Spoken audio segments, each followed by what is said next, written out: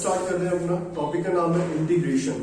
सो ये process derivative से जुड़ी हुई प्रोसेस है। तो डेरिवेटिव को पहले थोड़ा क्लियर कर लेते हैं, देन हम इंटीग्रेशन को समझते हैं। सबसे पहले डेरिवेटिव होता क्या है? ओके, सबसे पहले किसी फंक्शन का निकाला जाता है। भैया डेरिवेटिव किसका निकाला जाता है? किसी फंक्शन का, और फंक्शन में एक स्मॉल चेंज लाया जाता है। ओके, डिफरेंशिएशन उस प्रोसेस का नाम है जिससे डेरिवेटिव निकाले जाते हैं। और जब किसी फंक्शन का डेरिवेटिव निकल जाता है तो वो किस चीज को रिप्रेजेंट करता है कि कोई बहुत बड़ी चीज या कोई फंक्शन जो था उसमें एक छोटा चेंज निकाल लिया है हमने, एक छोटा चेंज निकाल लिया है। तो छोटी चेंज को, ऐसा छोटी चीज को निकालने के लिए, किसी फंक्शन की एक स्मॉल चेंज को निकालने के लिए हम किस प्रोसेस का यूज करते हैं? डिफरेंशिएशन का यूज करते हैं, डिफरेंशिएशन वाले प्रोसेस का। और वहीं इसका अपोजिट होता है इंटीग्रेशन। इसका जस्ट अपोजिट क्या होता है? इंटीग्रेशन होता है। सो इंटीग्रेशन में क्या होता है कि अगर कोई फंक्शन दे दिया जाए, कोई भी फंक्शन दे दिया जाए, तो उसमें वो क्या करेगा? उसको एक बड़ी चीज करके निकाल के देगा, बड़ी चीज। और मैं नाम से भी क्लियर करता हूं, देखो डिफरेंशिएट करना किसी चीज को मतलब एक तरह से बिखेरना किसी चीज को, डिफरेंशिएट कर देना, अलग अलग इस टाइप से कर देना। और इंटीग्रेट का मतलब इकट्ठा कर देना। तो डिफरेंशिएशन वाली प्रोसेस क्या करती है? चीजों को अलग अलग करती है। डिफरेंशिएशन वाली प्रोसेस क्या करती है? चीजों को अलग अलग करती है। और इंटीग्रेशन क्या करती है? चीजों को इकट्ठा कर देती है, और अलग अलग बिखरी हुई चीजों को इकट्ठा कर देती है। ओके, तो दोनों एक दूसरे की रिवर्स प्रोसेस। सबसे पहला ये पॉइंट याद रखना। ओके, सबसे फर्स्ट चीज ये ध्यान रखना। अच्छा, और एक चीज ये भी ध्यान रखना, देखो भी dy/dx अगर हम किसी कर रहे हैं, किसी फंक्शन का fx का, और इस प्रोसेस को करने के बाद, इसका डिफरेंशिएशन करने के बाद जो हमें फंक्शन ऑब्टेन हुआ, जिसको मैंने यहाँ f' लिखा, तो ये हमारा क्या आया है? डेरिवेटिव आया है। क्या है ये? डेरिवेटिव आया है, डेरिवेटिव। ओके, ये डेरिवेटिव तो मतलब किसी चीज से ये स्मॉल चेंज निकल गया, स्मॉल चेंज आ गया। अब अगर यहाँ पे क्या करना हो, अगर इस वाले फंक्शन का हमें क्या करना हो? इंटीग्रेट करना हो। ओके, इंटीग्रेट कि ये बड़ी चीज से बिखर कर ये आ चुका है, और हम इसका इंटीग्रेट करेंगे किसका?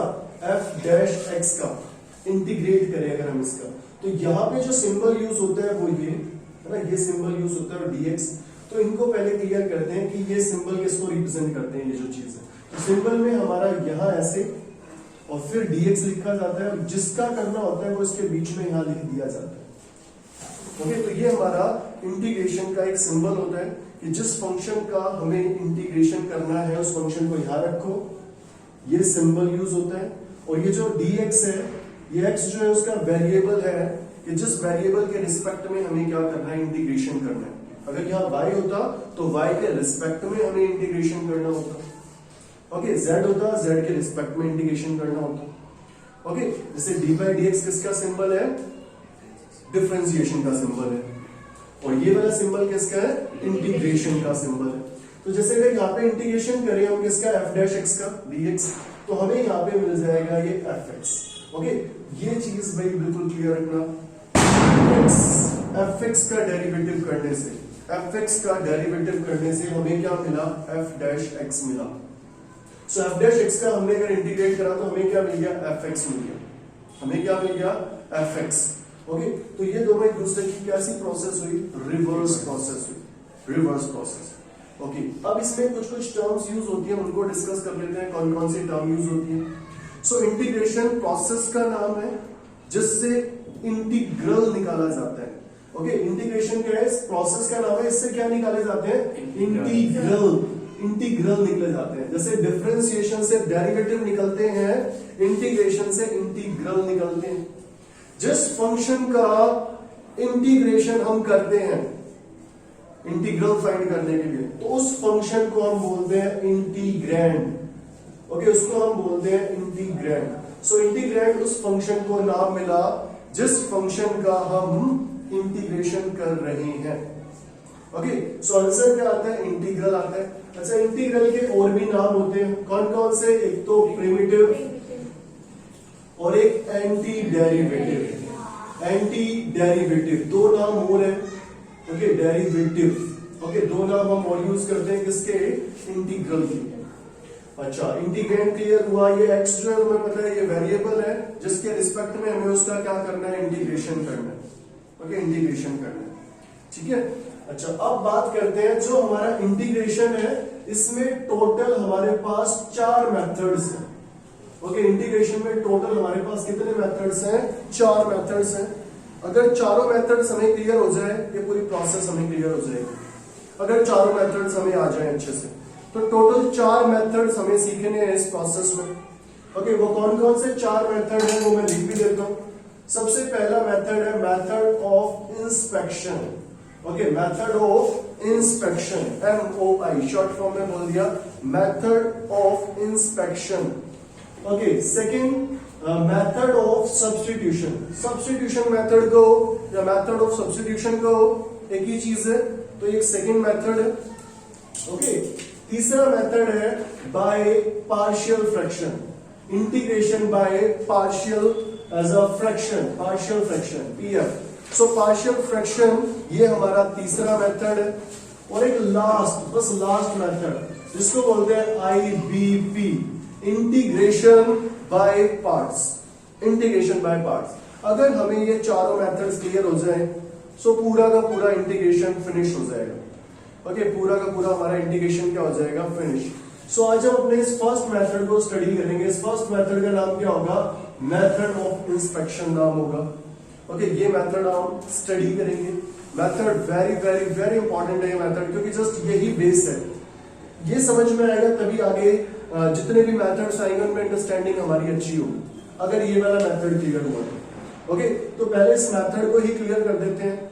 सो ये मेथड क्या कहते हैं, देखो मेथड एक डायरेक्ट अप्रोच के ऊपर शामिल है। डायरेक्ट अप्रोच होती है इस मेथड में कि जैसे अगर तुम्हें ये पता लग गया कि d/dx कर रहे हो तुम किसका, किसी भी फंक्शन का, जैसे मान लो sin x का कर रहे हो, तो sin x का डेरिवेटिव करने पे हमें मिल गया cos x। तो ये मेथड साफ साफ ये कह देता है कि अगर cos x का अगर हम इंटीग्रेशन करेंगे तो हमें आंसर मिल जाएगा sin x। ये कहता है ये मेथड। ओके, बाकी यहाँ पे प्लस सी भी मेंशन होता है, वो क्या होता है वो अभी जस्ट नेक्स्ट डिस्कस करेंगे।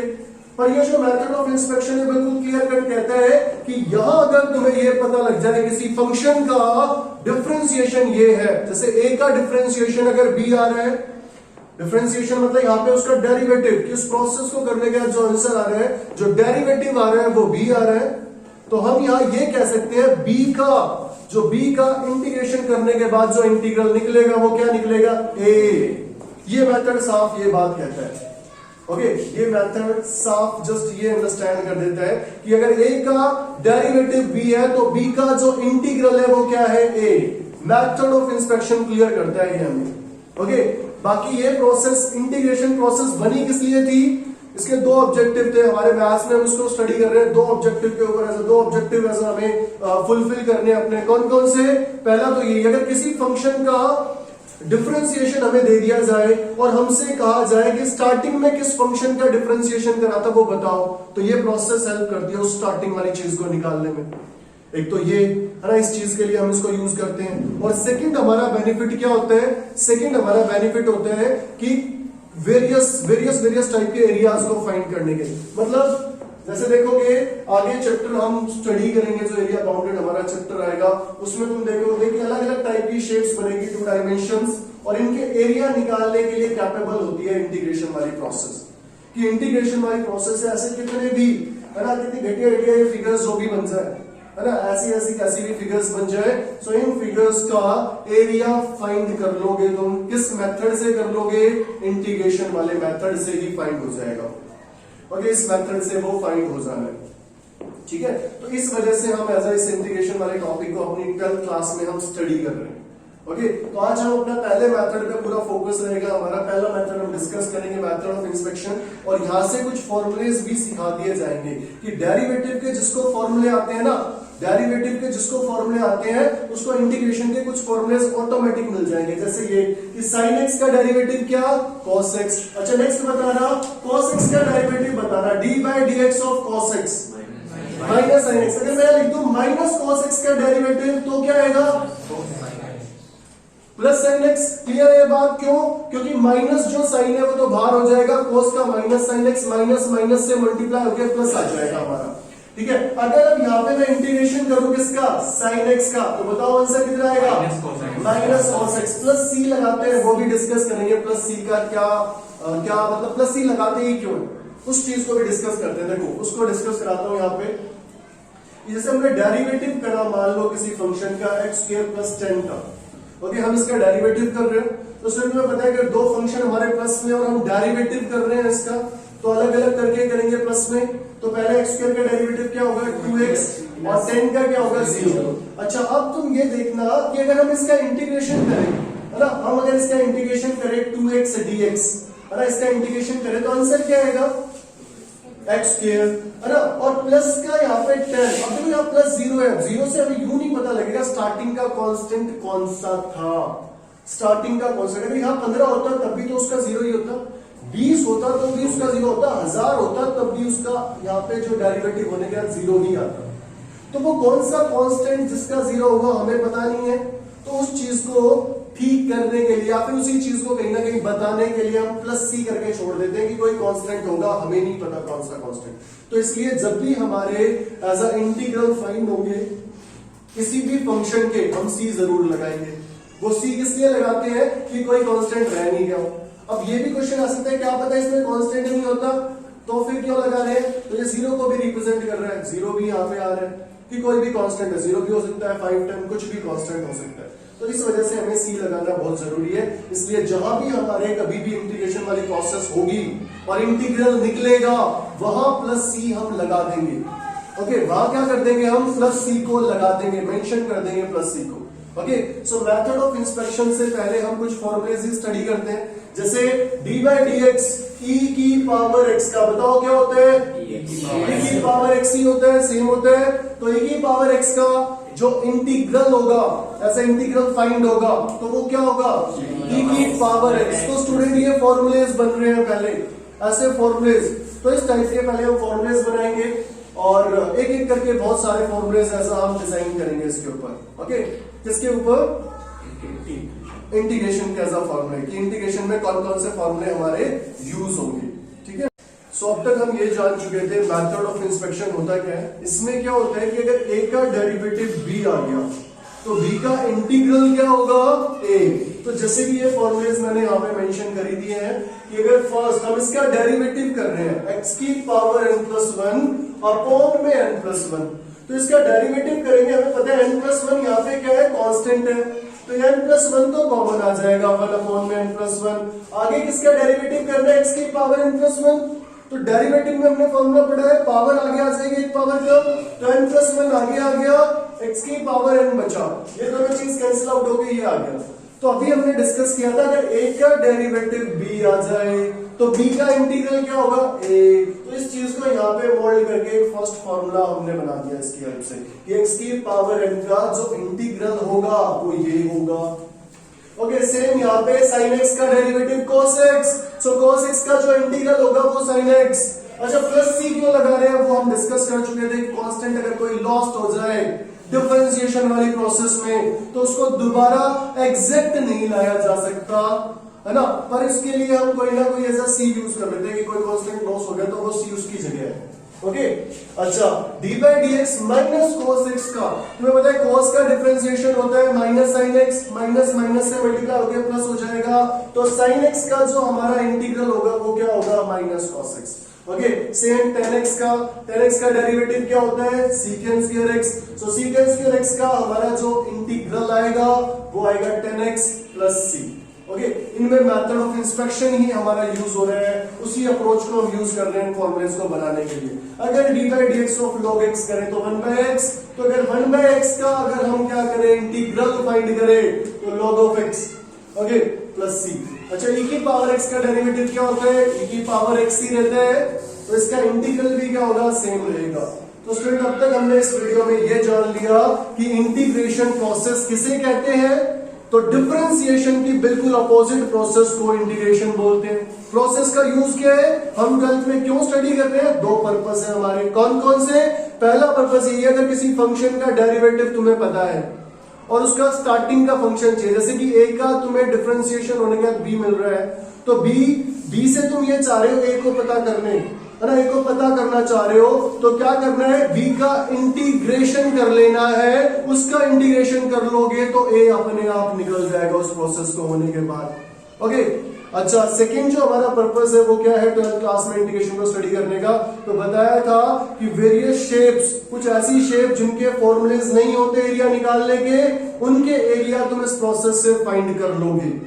ओके इसलिए हम इस प्रोसेस को पढ़ रहे हैं। इंटीग्रेशन प्रोसेस का नाम है जिससे इंटीग्रल निकाले जाते हैं। इंटीग्रल के और भी दो नाम होते हैं, प्रिमिटिव और एंटी डेरिवेटिव भी बोलते हैं। तो पेपर में कहते क्वेश्चन आता है find the anti derivative of this या find the primitive of this, समझ जाना, इंटीग्रल फाइंड करना है। इंटीग्रैंड किसे बोलते हैं, वेरिएबल ऑफ इंटीग्रेशन क्या होता है, ओके कांस्टेंट को सी से रिप्रेजेंट करते हैं, ये ध्यान रखना, ये चीज सीख चुके हैं हम ये सारी चीजें। ओके और इंटीग्रेशन में कह रहा हूं मेनली क्या, हम चार प्रोसेस अगर हमें इसके आ जाइए, चार तरीके आ जाए इंटीग्रेशन के करने के, तो हमारा ये जो टॉपिक है वो बिल्कुल फिनिश हो जाएगा। जिसमें फर्स्ट आज हम डिस्कस कर चुके हैं मेथड ऑफ इंस्पेक्शन। इसमें सिंपल सा बस यही है कि ए का डेरिवेटिव अगर बी है तो बी का इंटीग्रल ए होगा। तो जैसे ये 6 तो हमने डिस्कस कर लिए, बाकी जो बचे कुछ है, जैसे तुम्हें पता है कि इनके डेरिवेटिव ये आएंगे, स्टूडेंट्स पता है कि D by D x of और भी काफी सारे फंक्शंस के तुमने फॉर्मूले स्टडी कर रखे हैं, बिल्कुल डेरिवेटिव में वो स्टडी कर रखे हैं, तो उनके उल्टे खुद बनाने हैं वो फॉर्मूलेज, तो कम से कम ऐसा 25-30 फॉर्मूले बन जाएंगे। तो सबसे पहला काम उन फॉर्मूलेज को लर्न करना है। ओके उन फॉर्मूलेज को लर्न करना है। बाकी एक क्वेश्चन यहाँ पे डिस्कस कर लेते हैं अभी। जैसे कोई क्वेश्चन आया, इंटीग्रेशन करना है हमें एक्स स्क्वायर प्लस में 5x प्लस 10 का, जैसे ये क्वेश्चन आ गया कि हमें इसका इंटीग्रेशन करना है, ओके इस पूरे का इंटीग्रेशन करना है dx, ऐसे लिखा है यहाँ।